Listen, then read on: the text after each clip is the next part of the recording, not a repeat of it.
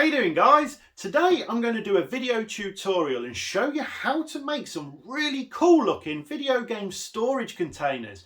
These are going to be really cheap, guys, and in some cases, if you're lucky, maybe even totally free. Now, what I'm making the containers out of are these wicked promotional cubes you see knocking around game shops all the time.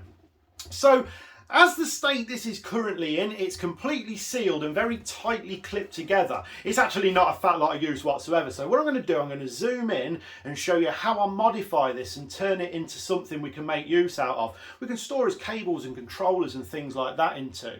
Obviously, the first hurdle you've got to cross is getting hold of some of these things. So what I suggest you do is start off by heading down to your local game shop, have a chat with the guys there and see what they say. In some cases, they've got a book behind the counter where they take your name and number. Maybe it's a bit of a first come first serve thing, but providing you get there soon enough, they'll give you a bell when the promotion's over and you can head down and go and pick it up. Now, Games World in Hinckley actually sold me these two. This one he let me have for £3, absolute bargain. God of War Ragnarok. There we go. And then the Pokemon one he let me have for £5. So for £8 I was more than happy to take both of these away. So let's zoom in, let's modify these things and turn them into something we can make use out of.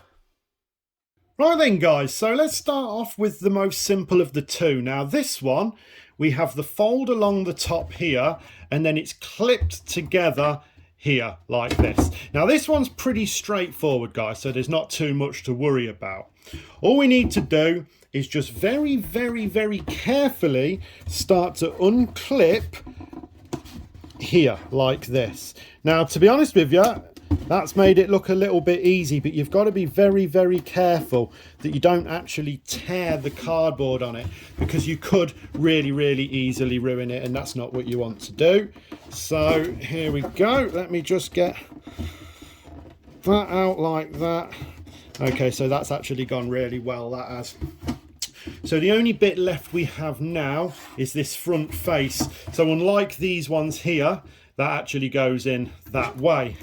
So we just need to very carefully pull that. Now you have another option there. If you think it's going to tear, you actually get yourself a Stanley knife. Guys, be really careful if you're using Stanley knives. Don't get cutting your fingers off or anything like that. And you could potentially cut it at that point there along there. But this is coming away really easily, this one. I'm actually quite lucky. So that's that. And then there we go. We have a container. So that is the first one. What I'm going to do, guys, is I'm going to tidy some of these up like this. I want these to stay here because that's where the actual lid is going to rest on. But I don't want these little tabs knocking around here. So I'm just going to tidy this up. Right, so there we go. I've chopped off all of the little lugs that were here and here, and obviously the other side, and we are now left with something that can close up nicely and we can put our stuff in. There we go. Right, now let's look at one that's not quite so easy. Okay, guys, so this one's going to take a bit more modifying than the last one. I mean, let's face it, the last one was relatively straightforward, providing you took the time to not actually tear the cardboard. But what we have is a fold along here and also a fold along here. Now, I want this to be the top and I want these to be the sides. So what we need to do is work out which we actually want to cut, because obviously then it's going to open from that way. And I have decided I want to cut along this seam here. Now, there's various ways you could probably do it. You might be able to use like a metal ruler or something to follow along, but I'm actually going to take a gamble and I'm just going to go for it freehand. But I have put a brand new blade in my Stanley knife. Again, I know I said it before, guys, please be really careful when using a Stanley knife. Don't want you to chop your finger off. I can think of better things to put in these than your hand. So let's go straight in. Wish me luck.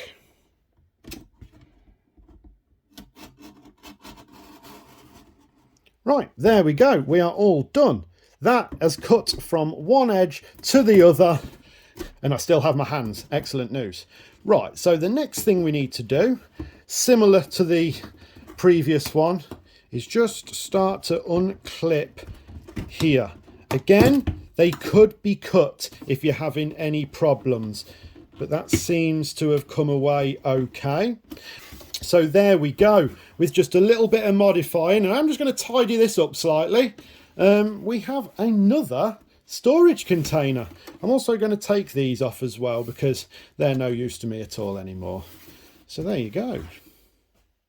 With a few pro cardboard cutting skills, and obviously caution to not tear the card because that's probably going to be your biggest hurdle, you're left with some really good storage. Now I've got about 15 controllers in there and there's still plenty of room for more. Closes nicely, and in that one it's still empty.